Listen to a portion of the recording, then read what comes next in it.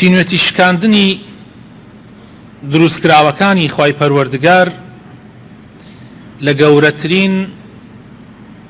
هۆکارەکانی چوونە بەهەشتە و ئەبێتە هۆی ئەوەی کە لێخۆشبوونی ئەڵڵاه لێخۆشبوونی پەروەردگاری مەزن بەدەست بێنی و وەسیلە و هۆکارێکیشە بۆ لابردن و چارەسەرکردنی گەورەترین نەخۆشەکان گەورەترین نەخۆشیەکان هەروەها دەرگایەکی گەورەشە بۆ خێرکردن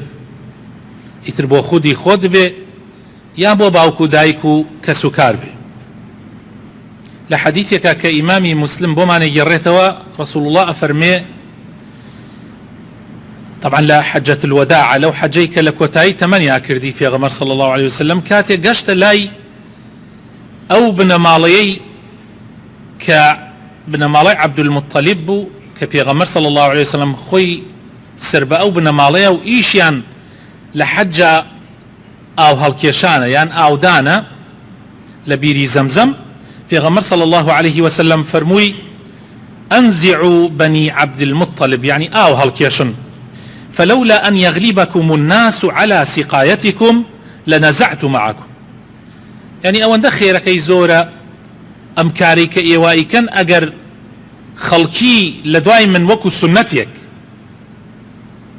نهاتا يعني آزاري إيوان بداية أو دابش كردنو أو هالكيشانا بيان كرداية منافسة لبروي يعني في غمر كردوتي إتري مش وكو سنتيك أيكين أجينا من لقلتانا بجدار أبو ملا أو هالكيشان بس پیغمبر صلی الله علیه وسلم بۆیە خۆی نەی کردووە لەبەر ئەوەی دوایی نەبێ بە سنەتێک و مسلمانان ئیشەکان لەوان تێکدەن ئەوە کاری ئەوانە و بە ئەوان سپێرراوە فناولوه دلوه فشرب منه دۆڵەکەیەک ئاو سوڵاحەیەکی ئاویان بە پێغەمبەر صلی الله علیه وسلم دا پێغەمبەری خوا صلی الله علیه وسلم لی خواردەوە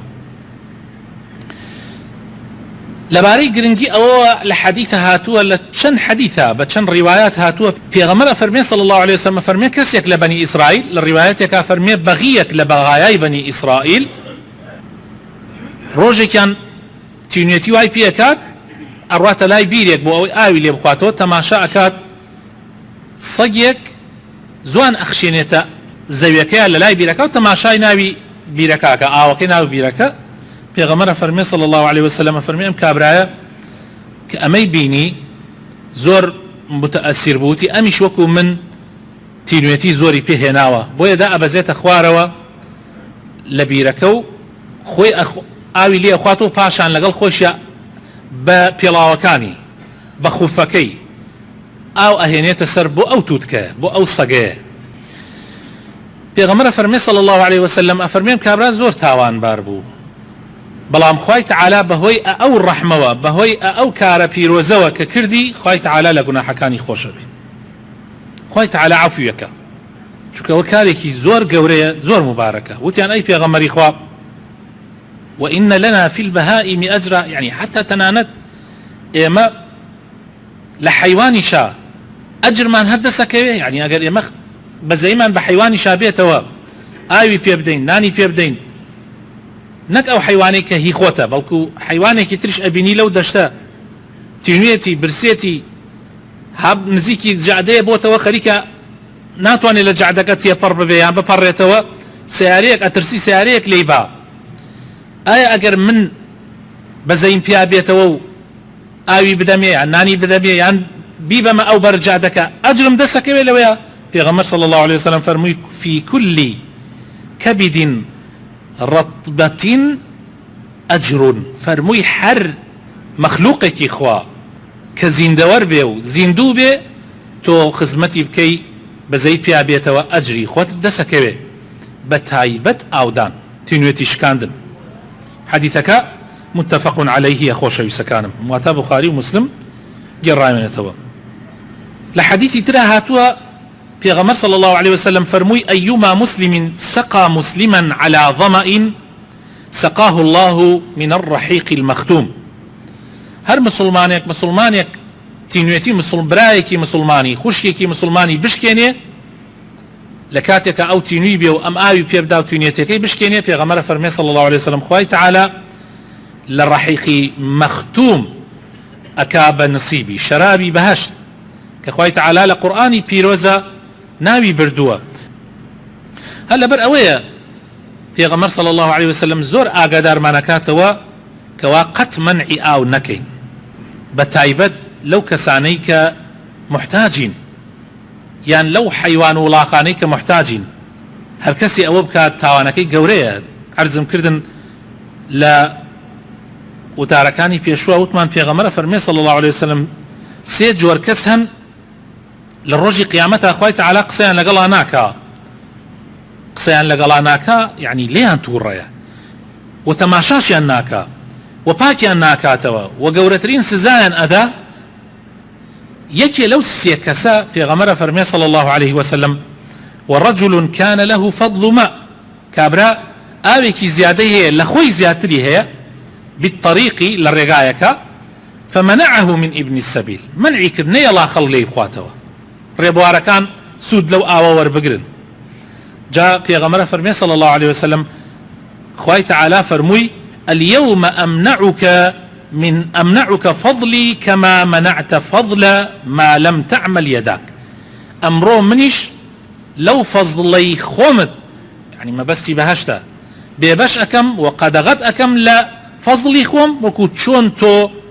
شتي كتف منع كرد كدستي خوتي تانية أو كي أو أتواني أو دروسكا هيج كسي ناتواني أو دروسكا خواي پروردگار خوي خالقي آوا كبتوي بخشيوا نابێت تۆ لە خەڵکی بگریتەوە بە تایبەت لە خۆت زیاتر بێ صحابەیەکی پێغەمبەر صلى الله عليه وسلم سعدی کوڕی عوبادە هاتە خزمەتی پێغەمبەر صلى الله عليه وسلم دایکی وفاتی کردبوو فەرمووی یا رسول الله إن أمي ماتت فەرمووی ئەی پێغەمبەری خوا دایکم وفاتی کردووە ئایا ئەتوانم خێری بۆ بکەم پێغەمبەر صلى الله عليه وسلم فەرمووی بەڵێ وتی ئەی پێغەمبەری خوا چی خێرێکی بۆ بکەم فەرمووی ئاو بەخشین لم حديثه أو من بودرك يوكو إمام قرطبي أفرمي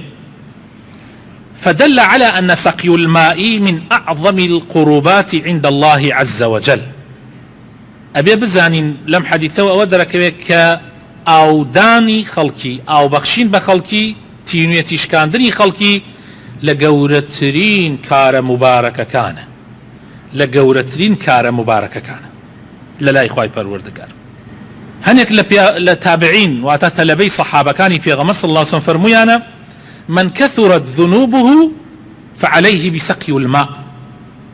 وكو إمام قرطبي لتفسيرك باسيك أفرمي هركسي فرميانا يعني تابعين كان فرميانا هركسي جناحي زور بي باء أو ببخشيتوا هركسي جناحي زور بي أجر أي خوالي خوش بي باء أو ببخشيتوا بۆ ئەوەی کردەوەکانی خۆمان زیاد بکەین بۆ ئەوەی زەمانەتی بەهەشت بکەین بۆ ئەوەی ئەو دەرگایانەی کە ئەبنەمایە ئەوەی کە خوا لێمان خۆش ببێ هەوڵ بدەین لەو دەرگایانەوە بچینە ژوورەوە بەلای خوای پەروەردگار ئەگەر نەخۆشیەکمان هەبوو کە یەئس بووین لە چارەسەری لە لای دکتۆرەکان با هەوڵ بدەین ئەم ڕێگایانە بگرینە بەر کە ئێستا باسیەکەین بۆ ئەوەی خوای تەعالا ڕزگارمان بکە ئەگەر کە سوکاری مردومان هەیە حەزەکەین خێریان بۆ بکەین با ئەم ڕێگایانە بگرینە بەر هەڵکەندن و یا حەفرکردنی بیر کارێکی زۆر زۆر مبارەکە ئەگەر تۆ بیرێک هەڵبکەنی ئاوی شیرینی هەبێ یا ئاوی هەبێ بۆ بەندەکانی خوا بۆ مەخلوقاتەکانی خوا بە تایبەت بۆ ئینسانەکان و ئەبێتە مایەی ئەوەی کە بەردەوام حتا ئەو بیرە ئاوی لێ دەربکرێت تۆ صدقة جاري برات السر كردوكان بو خوي تعالى شليت خوشه به واجر نيتت او به بو او بكي ك خيرك بتشي بو دايكو باوك ان شاء الله بو اتشي واجر خوتش يا كسكارك نخوش به او بيره هلبكني باذن خوي پروردگار ان شاء الله خوي تعالى شفاء ادا في غمري خوا صلى الله عليه وسلم لحديث كافرمي هر مسلمان بيري هلبكني لاوكي هر کسی لی بخواتەوە هەر زیندەوەرێ ئیتر ئینسان بێ جنۆکە بێ تەیرێ بێ حەیوانێ بێ ئیلا خوای تەعالا لە ڕۆژی قیامەتە گەورەترین پاداش تێداتەوە وەکو لەو حەدیثەیە هاتووە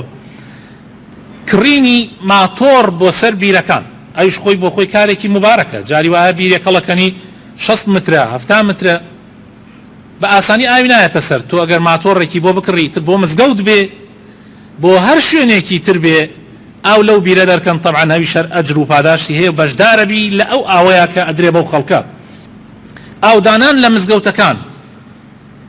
لە شوێنە گشتیەکان لە بازاڕە کە خەڵک ئەڕوا و ماندووە و لە یەک ناکابینرا ئەبینێ ئاوێ لە شوێن ئاودانراوە لە شوێنەکە طبعا ئەجرەکەی زۆر گەورەیە و طبعا سەرپەرشتی کردنیش لەلایەن خۆتۆ بە تایبەت یعنی شتەکە بە ئاسان نەگری سەرپەرشتی بکەی بە بەردەوامی بۆی ئەجرەکە بە بەردەوامی بۆ تۆ بێ ئەمە طبعا ماڵ و مناڵتە پارێزێ ئەبێتە مای ئەوەی وەکو هەندێک لە پێشینان و توانە تەنانەت خانووەکەت پارێزراوە بێ پارە و پولەکەت پارێزراوە بێ لە دزی لە زەرەری گەورە حتا خەڵک زۆرتر لێی بخوا ئەجر و پاداشەکە بۆ تۆ زۆرترە لە کتێبی تەرغیب و تەرهیبە هاتووە ئیمامی حاکم تووشی زامێک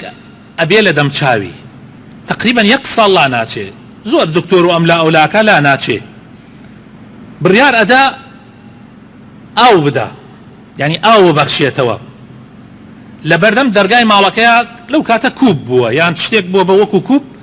ئاوی بە خەڵک داوە ئەڵێ 1 هەفتەی پێ نەچوو زامەکە خۆی لە دەمچاوی نەما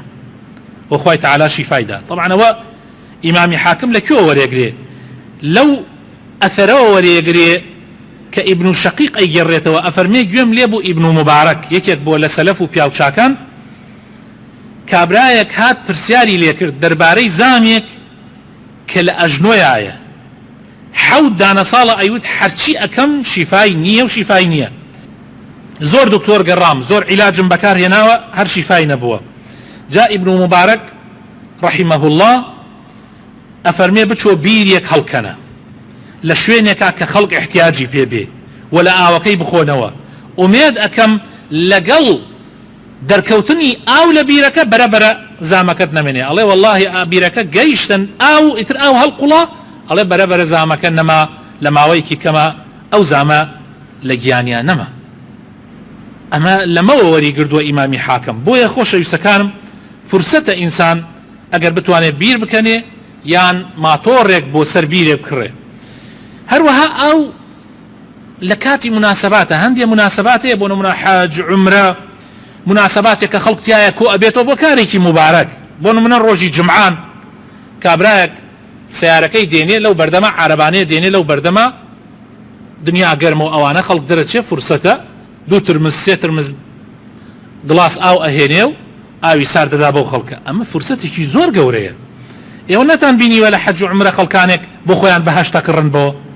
بەڵام لای خۆمان خەڵک ئەوە نازانێ بەڵام فرسەتە بە تایبەت لە کاتی گەرمایە و لە بەردەم مزگەوتەکانە لە دوای جمعان یان لەو کاتانەی کاتی مناسباتن ئەوە کارێکی زۆر مبارەکە یا کاتێ خەڵک هاڵە سەر قەبرستان کاتێ ئەڕۆن مردوویەک ئەنێژن لەسەر قەبرستان ئەمانە هەمووی فرسەتن وەکو پێغەمبەر صلی الله عليه وسلم بۆمانی دیاری کردووە باشترین کار یان سەدەقە ئەوەیە کە ئینسان ئاو ببەخشێتەوە دانانی بەڕادە لە مزگەوتەکانە و لە شوێنە گشتەکانە بەڕادە لەناو مزگەوتەکانە ئێستا موسڵمانە دوو بەڕادە بۆ ئێرە هێناوە ئەگەر ئەو موسڵمانە بتوانێ بە بەردەوامیش لە هەفتەی جارێک 2 جار ئاوی بۆ بێنێ و لە ناوێ داینا و خەڵک لێی بخواتەوە کارێکی زۆر زۆر مبارەک و گەورەیە و دانانی ئاو بۆ تەیر و تویور و حیوانات بە تایبەت لە کات و لە ساڵی وشکانیە کە وەکو ئەمساڵ ئەویش کارێکی زۆر گەورەیە یعنی ئەگەر تۆ دنیا زۆر گەرم بۆ هەر هیچ نەبێ تەشتی ئاو لە سەربانی خانوەکەت دانە بۆ تەیر و تویور هیچ نەبێ ئەگەر هیچت پێ نەکرا یان لە دەشتێکی چۆڵە ئەگەر تو بتوانی تەنکەری ئاو ببیت و شوێنێکی بۆ تەرتیب بکەیت و بیکەیتە ناو ئەو چاڵە مەسەڵەن یا ئەو شوێنەی کە بۆی دیاری کردووە بۆ ئەوەی حیوانات بێن لێی بخۆن کارێکی زۆر گەورە و مبارەکە و هیوادارم ئینشاءالله ئیسفادەمان لەم قسانە کردبێ و بتوانین بە عەمەلی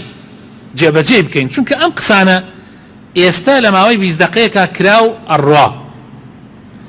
ئەگەر دەرچیتە دەرەوە بڕیارت نەدا بێ هەروە ئەڕوا کە ئەنەو معلوماتێکە وەرت گرتووە و تۆش ئەگەر هاتە بیرت بۆ یەکێ باسێکەی بەس ئەگەر بڕیارت دا بێ یەکێ لەم کارانەی کە باسمان کرد ئەنجامی بدەی بڕیار بدەی ئەنجامی بدەی ئیتر ئەوە ئەبێ بە گەورەترین ئیسفادە لە خوتبەی جمعە و خوتبەی جمعە بۆ چییە؟ بۆ تەذکیرەیە. زۆربەی مسلمانان ئەوانەی کە بەردەوام دێن بۆ مزگەوت گوێیان لە وتارەکان بووە، ئەم قسانە ئەم حەدیثانە کە ئەیبیستنەوە جمعانە گوێیان لێ بووە، بەڵام یادخستنەوە زۆر گرنگە. هەر لەبەر ئەوە ئەبینی من وەکو ملاحەزەم کردووە بۆ لە ڕۆژی جمعە سنت بووە پێغەمبەر صلی الله عليه وسلم سورەتی ئەعلا و سورەتی غاشیەی خوێندووە لە ڕکات یەکەم و ڕکات دووەمە، لەبەر ئەوەی لە هەردوو سورەتەکەیە تەماشا بکە ئاەتی وشەی فەذەکیری تایە، یعنی مسلمان ئەی پێغەمبەری خوا یادیان بخەرەوە. یعنی ئەم قسانەی من بۆ زۆربەتان لەوانەیە بەس یادخستنەوە بێ، یعنی ئەگەر دەرچیت و هیچ سوودێکی پێ نەگەیاندبێ یعنی هیچ استفادەیەکی نییە، تەنها وەکو دانیشتنی مەجلیس لەوانەیە ئەجری عیبادەتی دانیشتنەکەت دەستکەوتێ و جمعەکە، بەڵام کە دەرچیت و تەطبیقی بکەیت،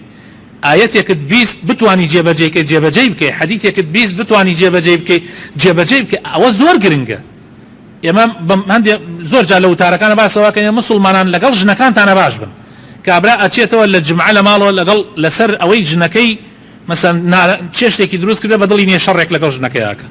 توخوا تۆ لە وتار جمعە باسەوە کراتۆ لەگەڵ ژنەکە تا چاک بێت تۆ لە ماڵ شەڕی لەگەڵاکەی. ئاخر ئەمە کەی ڕاستە؟ ئەمە کەی تەطبیقی ئەو دینەیە کە پێغەمبەر صلی الله عليه وسلم هێناوێتی بۆ ئێمە. هەر شتێک کە ئەیبیسی هەڵدە جێبەجێ کە مەرج نییە گشتی بتوانی جێبەجێ بکەیت، بەڵام هەر جاری شتێک جێبەجێ بکەیت لە ماوەیە کا تەماشاکەی تۆ گۆڕاوی بوویتە بە ئینسانێکی تر. یا ڕەبی خوای ڕەحمان پێ بکەی، هیدایەتمان بدەی، نوری ئیمان بخەیتە دڵەکانمانەوە، موفقمان بکەی بۆ ئەوەی بتوانین